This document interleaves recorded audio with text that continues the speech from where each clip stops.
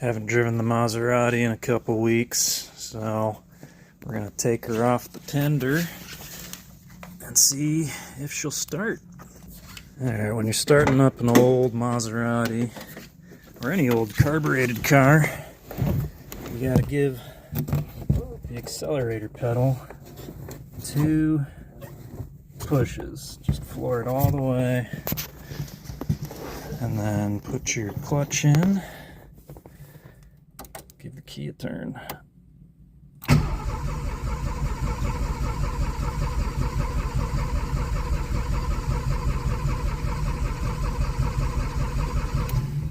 And then you wait. And then you think about putting the choke on just a little bit, maybe. Alright, I'm gonna give it one more gas.